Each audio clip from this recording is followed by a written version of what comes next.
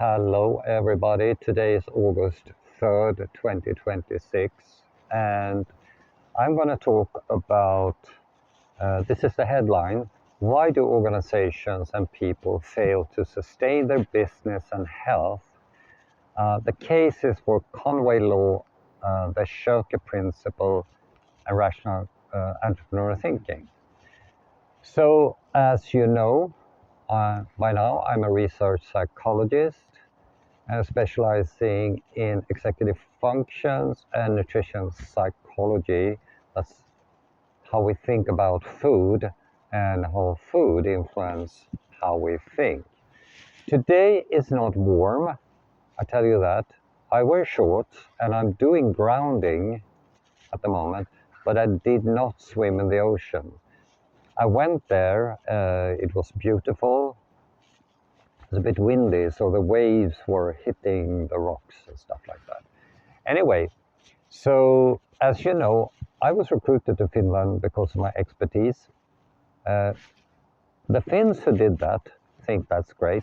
Some other Finns, not so much. So they have like a civil war about that. But anyway, as a researcher, you partake in conferences. And I've done a number of them internationally. It's super nice, of course, but it's also exhausting to, all the traveling and stuff like that. You get 10 minutes to talk, you get annoying questions, and then you should try to find cooperation.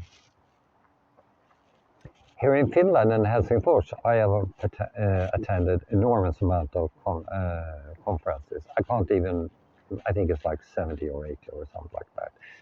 And they are arrangement-wise with the sparkling wine and all the hors d'oeuvres and cookies and wow. Content-wise, not so much. I complain about that and they get super pissed off. Even so, in this noise that you typically experience, they say stuff which I pick up, and that has landed in a 40-point list on my science blog describing, and mark my word, the sources are Finnish government arms and organizations.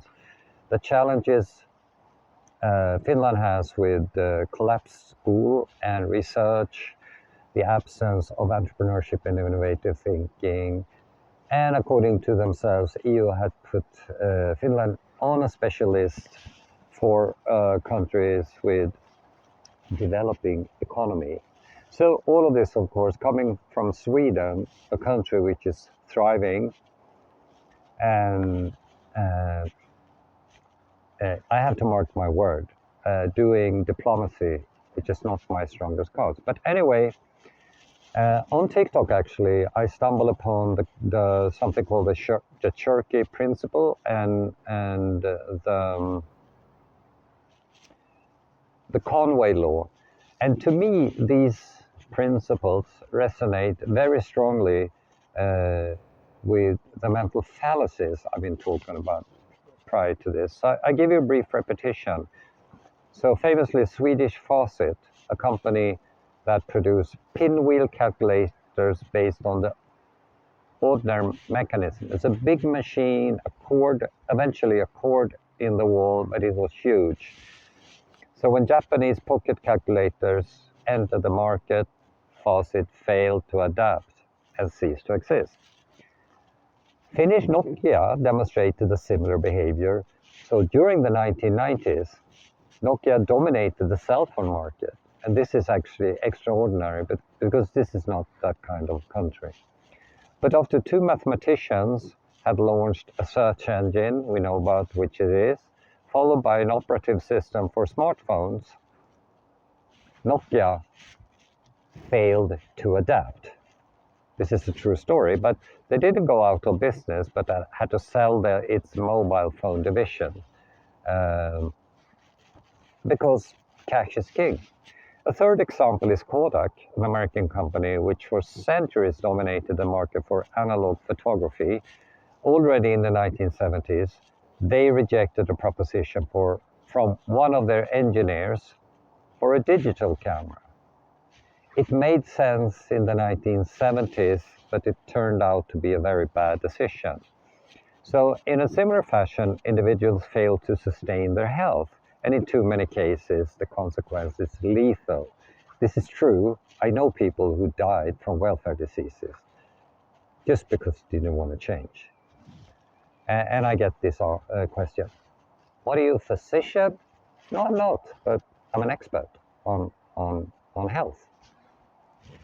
So why does this happen?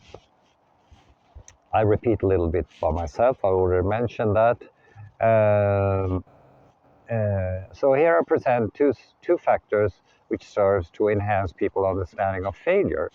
So the Conway law is, I paraphrase Melvin Conway, who founded this. Organizations imitate organizational structure when they produce something. The implication is that the products or services act as windows into the organizational structure. If you have a bad organizational structure, your products and services will be bad.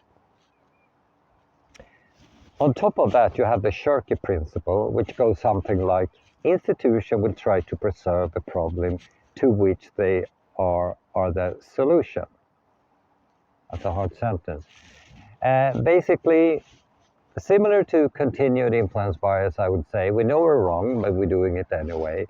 And you can imagine, you take all of this together, adding to the Shirky Principle,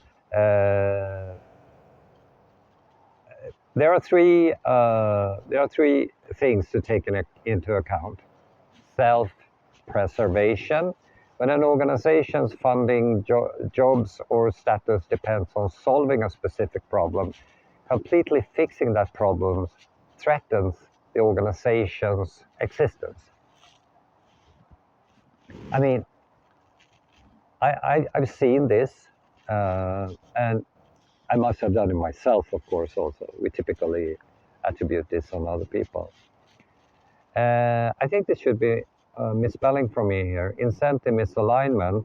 Instead of acting with pure malice, groups naturally gravitate towards protecting their livelihood. Absolutely. So basically, you have the B team don't like the A guys because the A guys, they solve the problems that would threaten the B team, who collect salary for no good reason, actually. Their survival depends on continued existence of the issue and then resistance to innovation. New streamlined methods that make old processes obsolete are often fought tooth and nail by the incumbents who benefit from the old complex way. That's exactly what I said. The B team is fighting the A team. So I understand that this may sound that I'm bitter or something, but I spend my days like this. Go into the private market instead. But in August 2023, Finnish media reported that the research at my former employer, University of Helsingfors, had collapsed. What a great, tragic example. So how do you solve it? Well, I designed a model called Rational Entrepreneurial Thinking, which I think is the way to go about, and you can look it up if you search for it, Rational Entrepreneurial Thinking. You will probably find some stuff I've written about it in a report in Swedish, but also in English on my science blog.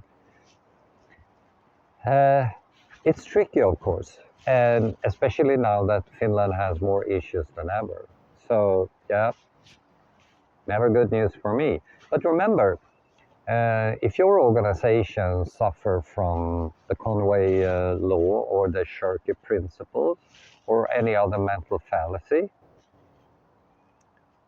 the best way is to improve your knowledge about how to change the downfall to progression. And I happen to be one of the people who specializes in that and who have, lecture about leadership, entrepreneurial thinking, and creativity for problem solving at master level for more than 2 decades now. I have done executive coaching. I'm an expert in 13 countries and stuff like that. And I think I have a fair price. You can look it up on my bio side, academic competency. I think it will pay off. You can also gather some people who are interested in improving health, and I can give you an orientation about the research to see if it will benefit you. Okay, wow, 10 minutes today. I usually do 6 minutes, so this is a long one. Again, this is a lovely place.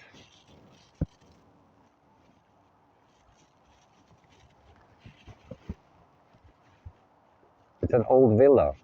It's open for everyone, so it's fantastic office basically. Okay, it became 11 minutes. See you next time.